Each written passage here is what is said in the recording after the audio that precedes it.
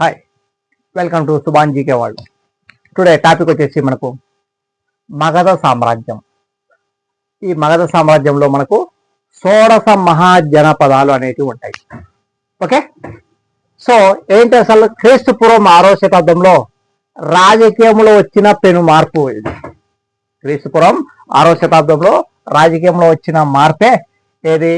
రాజకీయ మరియు గణతంత్ర రాజ్యాల ఆవిర్భావం అనేది జరిగింది. ఓకే, అయితే బుద్ధుని కాలంలో అంటే క్రీస్తుపూర్వం 6వ శతాబ్దంలో బుద్ధుని కాలంలో మహాజనపదాల సంఖ్య ఎన్ని అంటే 6 ఉన్నాయి. Okay, sorry 16. బుద్ధుని కాలంలో మహాజనపదాల సంఖ్య 16. Very very important. వీటిలో రాజరిక వ్యవస్థ గల జనపదాలు ఎన్ని అంటే 14.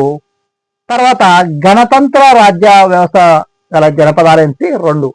ఆ 2 ఏవంటే మనకు వజ్జి మరియు మల్లా. వజ్జి మరియు మల్లా. ఓకే, అయితే ఇప్పుడు మహాజనపదాలు ఏమన్నా చూసుకోవాలి. రాజ్యము, రాజధాని. ఫస్ట్ మగధ సామ్రాజ్యం. మగధ సామ్రాజ్యం యొక్క రాజధాని గిరిరాజ్యం లేదా రాజగృహము. రెండోది వచ్చేసి పాటలీపుత్రం. ఓకే, ఇది బీహార్ ఉంది. ఈ 16 మహాజనపదాలలో బలిష్టమైన రాజ్యం ఏదంటే మనకు మగధ సామ్రాజ్యం. ఈ మగధ సామ్రాజ్యాన్ని 4 వంశాల వాళ్ళు పాలిస్తారు. బృహద్రథ వంశం, ఇది బృహద్రథ వంశం, హర్యక వంశం, శిశునాగ వంశము, నందవంశం. ఓకే, చూడండి, ఫస్ట్ మగధ. రెండవది వచ్చేసి కాశీ, వారణాసి ఉంది. వారణాసి యూపీ, ఇది బలమైనది. అయితే వారణాసి ప్రాచీనామం కాశీ. వారణాసి యొక్క ప్రాచీనామం ఇది కాశీ. ఓకే, ఇక 3 వస్స, కౌశాంబి. వస్స వచ్చేది కౌశాంబి. ఎక్కడుంది ఇది? అలహాబాద్ యూపీలో ఉంది. అలహాబాద్ యూపీ. అలహాబాద్ ప్రస్తుతం ప్రయాగరాజ్ అంటున్నాం. ఓకే, చూసుకోండి ఒకసారి. ఇక పాంచాల, రాజధాని వచ్చేసి కాంపిల్య లేదా ఐఛత్ర యూపీ. కాంపిల్య లేదా ఐఛత్ర యూపీ. ఓకే, నెక్స్ట్ 5 సూరాసేన, మధుర యూపీ. మధుర యూపీ, శ్రీకృష్ణ జన్మస్థానం. ఓకే, మధుర. ఓకే, నెక్స్ట్ అస్మక, బోధన్ లేదా పోతన్. నెక్స్ట్ పౌధన్యపురం. పౌధన్యపురం. ఓకే, తెలంగాణ. తెలంగాణ, ఇది వెరీ వెరీ ఇంపార్టెంట్. తెలంగాణకు సంబంధించినది ఇదంటే మనకు అస్మక సామ్రాజ్యం. ఓకే, ఇది గుర్తుపెట్టుకో. 16 మహాజనపదాలలో మనకు తెలంగాణకు సంబంధించింది అస్మక. ఇక నెక్స్ట్ 7 గాంధార, తక్షశిల, పుష్కలావతి. ఎక్కడ? రావులపిండి, పాకిస్తాన్. రావులపిండి, పాకిస్తాన్. నోట్, తక్షశిల అనేది చూడండి. ప్రపంచంలో మొట్టమొదటి విశ్వవిద్యాలయం అంటే మనకు తక్షశిల విశ్వవిద్యాలయంగా ప్రవేశిస్తున్నారు. తక్షశిల విశ్వవిద్యాలయం ప్రపంచంలో అతి ప్రాచీనమైన, మరి భారతదేశంలో కూడా అతి ప్రాచీనమైన విశ్వవిద్యాలయం ఎక్కడంటే ఏదంటే తక్షశిల విశ్వవిద్యాలయం, రావులపిండి, పాకిస్తాన్కి వెళ్ళిపోయింది. ఓకే, సో ఇది. ఇక కోసల, శ్రావస్తి లేదా కుషావతి యూపీలో ఉంది. UP. Okay, next 9 Vajji, Vaishali, బీహార్లో ఉంది. బీహారు. ఓకే, ఇక 10 ఛేది వంశం, శక్తిమతి లేదా సుక్తిమతి, మధ్యప్రదేశ్. 11 కురు, ఇంద్రప్రస్థ, ఢిల్లీ, అస్తినాపురం యూపీ.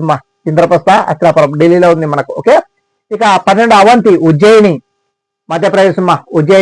ఉజ్జయినిలో మనకు మహంకాళి ఆలయం ఉంది. ఓకే, 13 కాంబోజా, రాయపురం లేదా భోజపురం, పాకిస్తాన్. నెక్స్ట్ 14 అంగా, చంప, తూర్పు Bihar. 15 Malla, Kushinagaram UP. Next Pavapuri, Patna, Bihar. Patna, Bihar. Next 16 Matsya, Virat నగరం, జైపూర్లో ఉంది. అంటే రాజస్థాన్, జైపూర్, రాజస్థాన్. ఓకే, ఇది మనకు 16 మహాజనపదాలు. ఇక మగధ సామ్రాజ్యం గురించి తెలుసుకుందాం. ఓకే, ఇక భారత చరిత్రలో స్థాపించిన మొట్టమొదటి సామ్రాజ్యం ఏదంటే మగధ సామ్రాజ్యం.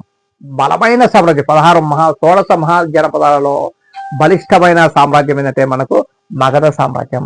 ఈ మగధరాజు విజృంభణకు నైసర్గిక, ఆర్థిక, సైనిక, రాజకీయ అంశాలనేవి తోడ్పడాయి. 4 అంశాలు తోడ్పడాయి. ఏమేమి అవి? నైసర్గిక, ఆర్థిక, సైనిక, రాజకీయ అంశాలు తోడ్పడాయి. ఓకే, ఇవి ఏమేమి ఉన్నాయో చూసుకున్నప్పుడు ఫస్ట్ నైసర్గిక అంశాలు. Geographical causes. దట్టమైన అరణ్యాలు, పర్వతాలు ఉండడం. మెయిన్ వచ్చేసి దట్టమైన అరణ్యాలు, పర్వతాలు అనేవి ఉండడం. ఓకే, ఇక 2 స్థానిక రాగి నిక్షేపాలు అనేది పుష్కలంగా ఉండడం. అక్కడ రాగి నిక్షేపాలు అనేది ఎక్కువ ఉండడం. రాగి చూడు మానవుడు ఉపయోగించిన మొట్టమొదటి లోహం రాగి. చాలా సార్లు అడుగుతున్నాం మనకు హిస్టరీలో మనకు. ఓకే, రాగి మానవుడు ఉపయోగించిన మొదటి లోహం రాగి. ఓకే, బంగారంలో కలిపేది రాగి. ఓకే, సో చూసుకోండి మా. నెక్స్ట్ గంగానది పరివాహక ప్రాంతం. గంగానది పరివాహక ప్రాంతం ఇవి ఉన్నాయి మనకు నైసర్గిక అంశాలు. ఇక రెండు ఆర్థిక అంశాలు. ఏముండే ఆర్థిక అంశాలు అంటే భూమి, తర్వాత చక్కని జల రవాణా మార్గాలు. చక్కని జల రవాణా మార్గాలు. ఇక మూడు వ్యాపార సుంకాలు. వ్యాపార సుంకాలు అనేటున్నాయి. ఇక మూడు నైసర్గిక అంశాలు లేదా మిలిటరీ కాజెస్. ఆయుధాల తయారీ, మెయిన్ ఆయుధాల తయారీ. ఇక వాయువ్య ప్రాంత విదేశీ దండయాత్రలకు దూరంగా ఉండడం. ఈ వాయువ్య ప్రాంతం కావడం వల్ల విదేశీ దండయాత్రలకు దూరంగా ఉంటుంది ఈ ప్రాంతం. ఓకే, ఏది మగధ సామ్రాజ్యం. ఇక గంగా, యమున, గోగ్రా, సోన్, గండక్ నదుల రక్షణ ఫలితంగా పాటలిపుత్రం జలదుర్గంగా మారింది, వాటర్ ఫోర్ట్ గా మారడం. ఓకే, ఇక రాజకీయ అంశాలు, పొలిటికల్ క్లాస్. సమర్థవంతమైన రాజులు, పటిష్టమైన పాలనా వ్యవస్థ. సమర్థవంతమైన రాజులు, పటిష్టమైన పాలనా వ్యవస్థ.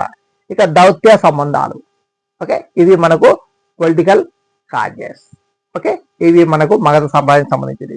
ఇక మగధ సామ్రాజ్యాన్ని యొక్క రాజవంశాలు ఎవరెవరు ఉన్నారు? ఓకే, మామూలుగా మూడు. ఏది హర్యంక, శిశునాగ, నందవంశం. కొన్ని పుస్తకాలు మామూలుగా బృహద్రుత వంశం కూడా చెప్పాల్సి వస్తుంది. అయితే ఫస్ట్ వచ్చేసి బృహద్రుత వంశం. ఇక్కడ తొలి రాజు ఎవరు అంటే బృహద్రుదుడు. ఓకే, ఇక గొప్ప రాజు జరాసంధుడు. ఇలా గొప్ప రాజు ఎవరు అంటే జరాసంధుడు. రాజధాని గిరివజం. ఇక చివరి వాడు ఎవరంటే రిపుంజయుడు. అయితే మనకు బింబిసారుడు ఈ రిపుంజయుడిని హత్య గావించి హర్యంక వంశాన్ని స్థాపిస్తాడు. ఇంకా అక్కడ నుండి మనకు హర్యంక వంశం అనేది స్టార్ట్ అవుతుంది. ఓకే, బింబిసారుడు హర్యంక వంశరాజు. ఆయన ఈ రిపుంజయుడిని, అది బృహద్ర వంశ చివరి రాజైన రిపుంజయుడిని చంపి హత్య గావించి హర్యంక వంశాన్ని స్టార్ట్ చేస్తాడు. ఓకే, ఈ హర్యంక వంశం. రెండోది వచ్చేసి హర్యంక వంశం, ఇది రెండు. మూడు శిశునాగ వంశం. నాలుగు వచ్చేసి నంద వంశం. ఓకే,